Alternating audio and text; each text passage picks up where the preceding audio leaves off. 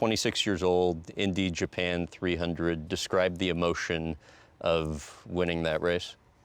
I remember earlier in the season a driver named Brian Herta telling me he used to race for the team that I was racing for then, and had since retired, and you're just hanging out at one of the tracks, and I remember him saying, like, one day you're just going to be doing the same thing that you've been always doing, and you just win.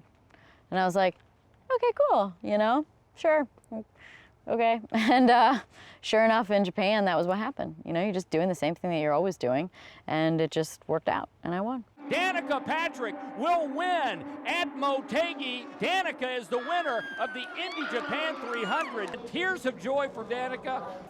For me, it was a big relief. Like, given the fact that I nearly won the Indy 500 my first year, which was race number 4 of that season, I believe, maybe 4 or 5. You know, waiting, you know, taking that many more years to get there was frustrating. Especially, I would say, to look back on 2007. Which was my first full year with Andretti Green. That season, I was top 5 every weekend and running really well. And that was when Dario Franchitti was on the team, and he won the Indy 500 in 2007. And from that point on, like, team instructions were you follow Dario and you help him win the championship.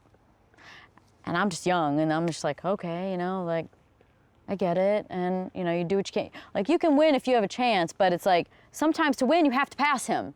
So, like, I remember looking at that year and thinking, how many opportunities did I throw away because I was doing what I was told, kind of. And I'm sure it could be argued, like, you could have gone to win if you, like, you can go try and win if you want, but it's like, I remember that being the feeling that year of not feeling like I was supported in that decision. So, you know, in 2008 came when I finally won. It was like, finally, you know, like, I feel like I've been there the whole time. It's a long time coming. Finally. Haley Moore was telling me how you guys were passing the warm sake around Haley in the and her green helicopter scarf. to the And we airport. Normally and then, afterwards, like, I think I probably argued for probably 10 seconds about, like, no, I want to stay and go out in Japan and go out in Tokyo in the Roppongi district and, like, have a good time and celebrate the win. But they're like, no, you have to go back to LA. You're going to the Champ Car race in Long Beach, and then we're going to go to New York and do media. And it was just like, whatever. You guys were cut off on the plane? Oh yeah. So, but on the helicopter ride from the track to the airport, Tony Kanaan gave me the humongous bottle of sake, and it was just being passed around in a circle until we finished that. And then we got to the airport, and then got in the airplane, drank all the champagne. Then we drank all the vodka, and I think maybe I don't know if we drank all the vodka. I think we drank all the vodka, but we definitely ran out of maybe like cranberry juice or pineapple. And then, I mean, we just crushed it. And so Scott Dixon was on the flight, and then sitting right behind me was Dan Weldon.